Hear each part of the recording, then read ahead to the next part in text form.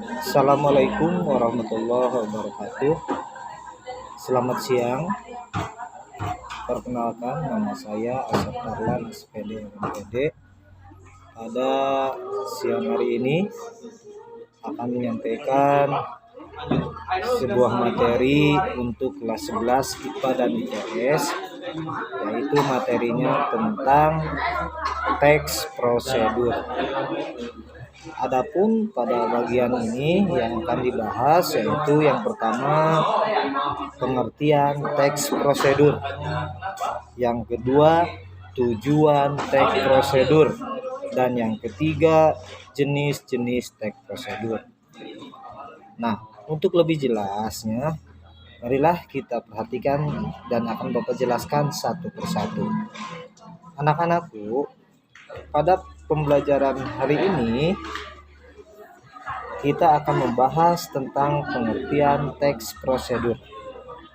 Jadi, teks prosedur adalah teks yang berisi cara, tujuan untuk membuat atau melakukan sesuatu hal dengan langkah demi langkah yang tepat secara berurutan sehingga menghasilkan suatu tujuan yang diinginkan. Itulah pengertian teks prosedur. Melihat pengertian teks prosedur tersebut, maka kita bisa menjabarkan ternyata dalam teks prosedur itu terdapat langkah-langkah yang harus ditempuh tahap demi tahap demi mencapai sesuatu tujuan yang ingin dicapai. Tujuannya, sekarang akan membahas tentang tujuan teks prosedur. Adapun tujuan dari teks prosedur adalah untuk memudahkan pembaca maupun pendengar agar dapat mengikuti langkah atau perintah dari teks yang tujuan akhirnya bisa sesuai dengan keinginan pembaca maupun pendengar. Nah, oleh sebab itu, tujuan teks prosedur adalah salah satu tujuan yang ingin dicapai oleh kita semua. Oleh karena itu, kita harus paham dulu tujuan dari teks prosedur tersebut. Contoh, dalam teks prosedur kita membuat contoh sebuah makanan.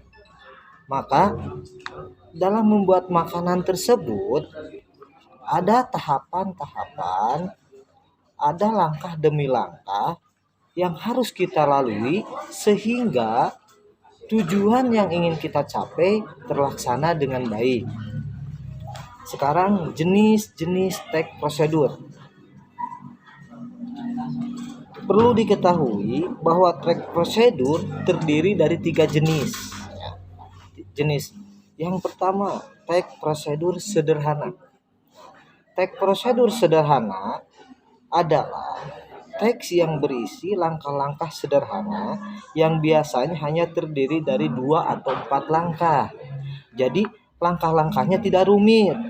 Contohnya, cara membuka WA, cara membuat Twitter, dan lain sebagainya. Sedangkan yang nomor 2 adalah teks prosedur kompleks.